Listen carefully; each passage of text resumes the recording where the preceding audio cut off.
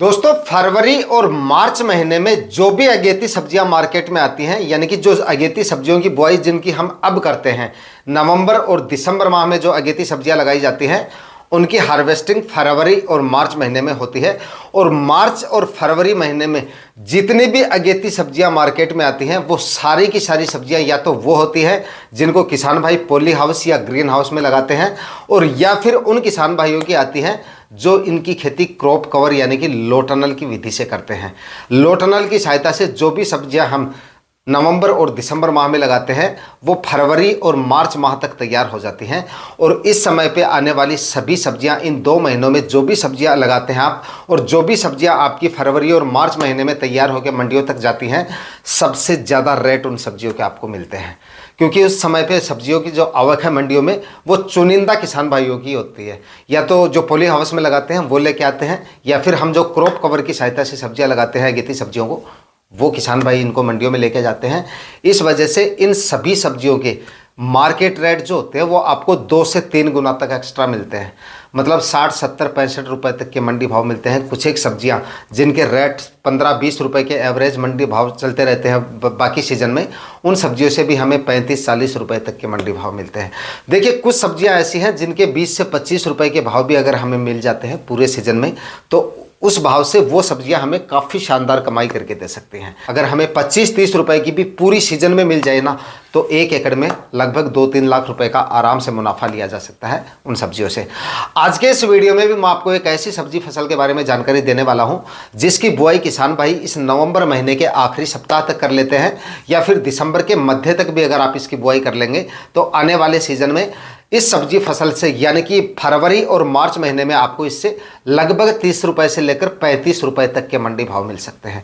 और इस फसल के अगर आपको 25-30 रुपए के भाव भी मिल जाएंगे ना, तो ये फसल काफ़ी शानदार कमाई करके दे जाएगी आपको, क्योंकि इसका उत्पादन काफ़ी शानदार निकलता है। ज़बरदस्त उत्पादन मिलेगा और शानदार मंडी भाव आपको मिलेंगे। मार्केट में डिमांड काफ़ी शानदार रहेगी इस फसल की। इस वजह से नवंबर और दिसंबर माह में इस सब्जी फसल को आपको लगाना चाहिए, क्योंकि काफ़ी शानदार प्रॉफिट इस समय लगाने पर यह फसल आपको देके जा सकती है।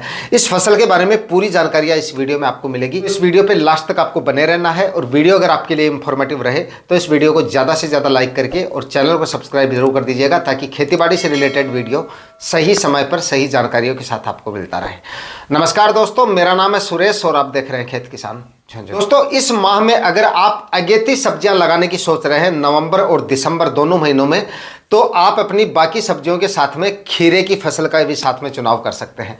इस समय पे लगाए गए खीरे के भी आपको आने वाले सीजन में मतलब काफ़ी ज़ोरदार मंडी भाव मिलेंगे, क्योंकि जिस समय पे आपके खीरे की हार्वेस्टिंग होगी अब लगाए गए खीरे की, उस समय पे आपको इसकी डिमांड मार्केट में काफ़ी शानदार मिलेगी। और उस समय पे मार्केट में जो भी खीरा मार्केट में आएगा उस समय पे वो या तो ग्रीन हाउस का खीरा आएगा, या फिर आप जो लो टनल से खीरा लगाएंगे वो मार्केट में रहेगा। इस वजह से मार्केट रेट कम से कम आपको इसके 30 रुपए से लेकर 40 रुपए तक के आपको मिल जाएंगे। और खीरे के अगर आपको 25-30 रुपए के रेट मिल जाते हैं पूरी सीजन में, तो अच्छी कमाई खीरे की फसल से हो जाती है। देखिए, खीरे की फसल को आप कभी भी लगा सकते हैं, कभी भी आप 12 महीने में कभी भी लगा सकते हैं, और एनी टाइम इसकी जो डिमांड है मार्केट में वो काफ़ी शानदार बनी रहती है। तो खीरे की मार्केट वैल्यू तो देखिए 12 महीने तक बराबर सी बनी रहती है, ठीक ठाक रहती है, मतलब किसान भाइयों को ठीक से इसके रेट जो है वो मिलते रहते हैं। लेकिन अगर किसान भाई इसकी सबसे अगेती खेती अगर करते हैं तो उनको शानदार इसके रेट मिल जाते हैं शुरुआत में 1-2 महीने, और या फिर जो किसान भाई इसकी सबसे पछेती खेती करते हैं उनको भी इसके जो रेट हैं वो काफ़ी शानदार मिल जाते हैं। लेकिन अब जो किसान भाई इसकी खेती करेंगे ना, तो उस समय पे, जिस समय पे आपकी खीरे की फसल तैयार होगी, मतलब फरवरी और मार्च महीने में, थोड़ा सा आप लेट भी कर सकते हैं। थोड़ा सा अगर 15 दिन और इसको ठहर के लगाएंगे तो और भी अच्छे रेट आपको मिलने के चांसेस है, क्योंकि बाद में जाके जब आपकी खीरे की फसल तैयार होगी उस समय के बाद में थोड़ी से जैसे टेम्परेचर वगैरह बढ़ेंगे उस समय पे इसकी डिमांड और ज़्यादा बढ़ जाती है। तो इसके जो रेट हैं उस समय पे हम मंडियों में आना जाना रहता है, तो उस समय पे हम देखते रहते हैं कि मार्केट में कम से कम इसके जो रेट है वो 30-35 रुपए तक के चलते रहते हैं, और शुरुआत में तो 35-40 रुपए तक भी चले जाते हैं। उस समय के मंडी भाव के हमारे वीडियो डाले हुए हैं जिनमें खीरे के रेट भी बताए हुए हैं। हैं वो आप देख सकते हैं, चेक कर सकते हैं। उनमें कम से कम 30-35 रुपए के भाव उस समय पे बने रहते हैं। तो रेट तो आपको इसके मिल ही जाएंगे। उत्पादन की बात करें तो इससे उत्पादन भी किसान भाइयों को काफ़ी शानदार मिलता है और उसमें कोई ज़्यादा रोग बीमारियां भी आपको देखने को नहीं मिलती हैं। अच्छी वैरायटियों का सिलेक्शन करेंगे और शानदार तरीके से, यानी कि अच्छी तरह से ज़मीन की तैयारियां वगैरह करके खाद उर्वरक ठीक से डालेंगे तो उत्पादन भी इसका काफ़ी शानदार निकल के आ सकता है। देखिए दोस्तों, जो भी किसान भाई इस समय पे अगेती सब्जियां लगा रहे हैं, तो मैंने आपको वीडियो के माध्यम से थोड़ा पहले भी बताया था। अब अगर आप जो किसान भाई सब्जियां लगाने की सोच रहे हैं, वो सारे के सारे किसान भाई ज़्यादातर जो है अगेती सब्जियां जो है उन पे ज़्यादा फोकस करें, क्योंकि इस समय पे अगर आप सब्जियां लगाएंगे तो अगेती सब्जियों में ज़्यादा बेनिफिट है। जो बेल वाली सब्जियां हैं उनकी आप तैयारी कर सकते हैं। काफ़ी सारी सब्जियों के बारे में मैंने आप बता चुका हूं मैं आप लोगों को। टमाटर वगैरह लगा सकते हैं, मिर्ची लगा सकते हैं, मिर्ची में काफ़ी अच्छा प्रॉफिट आपको मिल सकता है। लेकिन जो भी सब्जियाँ आप लगाएं, ऐसा नहीं है कि आप एक ही फसल के भरोसे बैठ जाएँ। मैं बार बार ये आप लोगों को कहता रहता हूँ ताकि किसी भी किसान भाई के साथ में सब्जियों की फसलों में घाटे जैसी संभावनाएं ना हो जाए। क्योंकि कभी कभार ऐसा हो जाता है, अगर हम एक ही फसल लगा के बैठ जाते हैं तो उसमें या तो उत्पादन वगैरह कुछ रोग वगैरह आ जाते हैं, किसान भाई ठीक से केयर वगैरह नहीं करता है तो, या फिर कोई मौसमी आफत भी आ जाती है, उस वजह से भी हमारा उत्पादन काफ़ी ज़्यादा डाउन रह जाता है, या फिर मंडी भाव डाउन रहने की वजह से एक ही फसल में नुकसान के जो चांसेस हैं वो ज़्यादा रहते हैं। तो आप अगर अगेती सब्जियां लगा रहे हैं तो देखिए, अगेती सब्जियों में जो खर्चा होता है हमारा वो काफ़ी ज़्यादा होता है। काफ़ी ज़्यादा खर्चा होने की वजह से अगर हम एक ही फसल के भरोसे बैठ जाए और उसमें अगर आपने 1,50,000 रुपये खर्च कर दिया, क्योंकि अगेती सब्जियों में लो टनल का खर्चा भी होता है, प्लास्टिक मल्च का खर्चा भी होता है, उसके बाद खाद उर्वरक बीज काफ़ी ज़्यादा खर्चे होते हैं, आपको पता है। तो अगर हम एक ही फसल के भरोसे बैठ जाते हैं तो फिर नुकसान के जो चांसेस है वो अपने आप बढ़ जाते हैं, क्योंकि उसी एक फसल के भरोसे हमें रहना पड़ता है। इसलिए 4-5 फसलों का चुनाव करें। और अगेती सब्जियों में तो विशेष तौर से आपको ये ध्यान रखनी चाहिए कि 3-4 फसलों का आपको चुनाव करना ही करना है।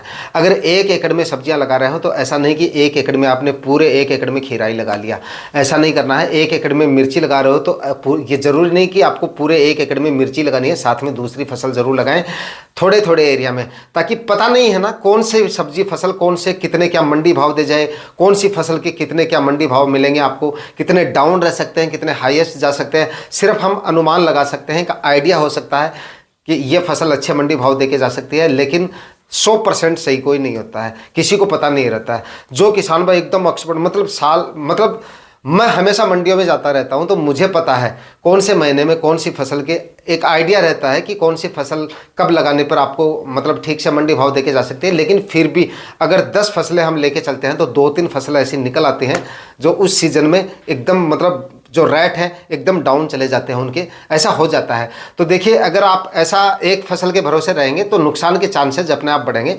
और 3-4 फसलों का चुनाव करेंगे तो 1 या 2 फसल आपकी डूब भी जाएंगी तो 2-3 फसलें आपको अच्छा प्रॉफिट दे जाएंगी। तो ये थोड़ा सा जरूर करें। अगर खीरा लगा रहे हैं, मन बना रहे हैं अगेती सब्जियों का, तो खीरा लगाइए लेकिन थोड़े एरिया में। मिर्ची लगा रहे हैं तो मिर्ची लगाइए लेकिन थोड़े एरिया में। टमाटर लगा रहे हैं तो टमाटर लगाइए लेकिन थोड़े एरिया में, थोड़े थोड़े एरिया में। जहाँ पे 1 एकड़ में आप 2 फसलें ले रहे हैं तो मेरे कहने से आप तीसरी फसल उसी एकड़ में और लगा लीजिए। आप अगर तीसरी फसल वहाँ पे और ऐड करेंगे आप तो नुकसान के चांसेस कम रहेंगे और मुनाफे के चांसेस ज़्यादा रहेंगे। तो इस समय पे आप खीरे की खेती कर सकते हैं और अच्छी कमाई खीरे की फसल से कर सकते हैं।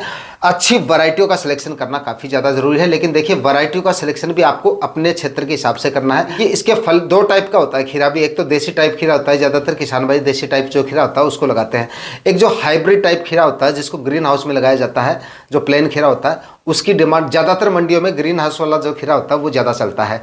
और कुछ एक मंडियों में देसी खीरा भी काफ़ी अच्छा चलता है। जैसे हमारी मंडियों की बात करें तो हमारी मंडियों में देसी टाइप खीरा नहीं चलता है।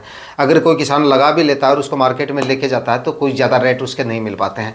तो वो थोड़ा सा जो वैरायटियाँ का सिलेक्शन कर रहे हैं तो वो थोड़ा सा आपको ज़रूर देख लेना है कि आपकी मंडियों में किस टाइप का खीरा चल रहा है, उसी टाइप की वैरायटियों का आपको सिलेक्शन करना है। तो कुछ हाइब्रिड और कुछ मिक्स वैरायटियाँ बता देता हूँ जिनका आप सिलेक्शन कर सकते हैं और अच्छी पैदावार खीरे की फसल से ले सकते हैं। तो देखिए, खीरे की सबसे अच्छी वैरायटियों में सबसे पहले आप सिजेंटा कंपनी की ब्राइटनी वैरायटी आती है, इसका आप सिलेक्शन कर सकते हैं। खीरे की काफ़ी शानदार वैरायटी है। इस टाइप का फल अगर आपकी मंडियों में चलता है तो इस वैरायटी को आप ले सकते हैं। क्लाउज की एक ऑफिसर वैरायटी आती है, हाइब्रिड टाइप खीरा ही आता है, इसका भी आप सिलेक्शन कर सकते हैं। ये भी क्लाउज की काफ़ी शानदार वैरायटी है। और उसके बाद में एक सेमिनस कंपनी की रोहिणी वैरायटी आती है, उसका भी आप सिलेक्शन कर सकते हैं। इस टाइप का अगर खीरा चलता है आपकी मंडियों में तो इस वैरायटी को भी आप ले सकते हैं। ईस्ट वेस्ट की एक रुचा के नाम से वैरायटी आती है, ये भी खीरे की काफ़ी शानदार और काफ़ी अच्छी वैरायटी है। एक ईस्ट वेस्ट कंपनी की आपकी शायरा के नाम से आएगी, ये भी खीरे की काफ़ी शानदार वैरायटी है, इसको भी आप ले सकते हैं। उसके बाद में नुमेंस कंपनी की एक बेली के नाम से आएगी, ये भी काफ़ी अच्छी और काफ़ी शानदार वैरायटी है। और वीएनआर कंपनी की क्रिस, ये भी खीरे की काफ़ी शानदार वैरायटी है, ये देसी टाइप खीरा है, ये अगर चलता है तो इसका भी आप सिलेक्शन कर सकते हैं। जो भी वैरायटियाँ बताई हैं इनमें कुछ हाइब्रिड टाइप खीरा है और कुछ जो आपकी देसी वैरायटियाँ हैं वो है। तो जो भी वैरायटियाँ आपके क्षेत्रों में चलती हैं उस हिसाब से इन वैरायटियों का सिलेक्शन कर सकते हैं। बाकी और भी काफ़ी सारी वैरायटियाँ, हाइब्रिड वैरायटियाँ हैं जिनका इस समय पर आप सिलेक्शन कर सकते हैं और खीरे की फसल से अच्छी पैदावार ले सकते हैं। देखिए, खीरे की फसल अगर आप इस समय पर लगाना चाहते हैं तो नवंबर माह के आखिरी सप्ताह तक प्लान कर सकते हैं, या फिर दिसंबर के मध्य तक भी आप लगा सकते हैं। अच्छी पैदावार मिलेगी और अच्छे समय पे आपको हार्वेस्टिंग मिलेगी। जिस समय पे हार्वेस्टिंग होगी उस समय पे मार्केट में इसकी वैल्यू काफ़ी शानदार रहेगी। दूसरा, अगर आप इस समय पे लगाना चाहते हैं तो इसमें देखिए 6-6 फीट की दूरी पे आपको बेड बनाने हैं लगाने से पहले, और प्लास्टिक मल्च का होना इसमें काफ़ी ज़्यादा ज़रूरी है। अगर अच्छी पैदावार आपको खीरे की फसल से लेना है, सर्दियों में काफ़ी अच्छे तरीके से और जल्दी ग्रो करना है आपको, तो देखिए प्लास्टिक मल्च तो आपको लगाना ही पड़ेगा। और अच्छा उत्पादन लेने के लिए ज़रूरी है खीरे की फसल में आप भले किसी भी सीजन में करें, और सर्दियों में तो ये काफ़ी ज़्यादा ज़रूरी हो जाता है। इस वजह से प्लास्टिक मल्च ज़रूर लगाएं इसमें। भले ही आप 21 माइक्रोन के प्लास्टिक मल्च लगा सकते हैं, काम चल जाएगा, क्योंकि ज़्यादा लंबी अवधि की फसल नहीं होने की वजह से 20-21 माइक्रोन के प्लास्टिक मल्च से भी इससे काम चल जाता है। खाद उर्वरकों की बात करें तो बुआई से पहले इसमें 3-4 ट्राली आप सड़ी हुई गोबर की खाद डाल सकते हैं, और एसएसपी खाद 70 से 75 केजी तक आप ले सकते हैं।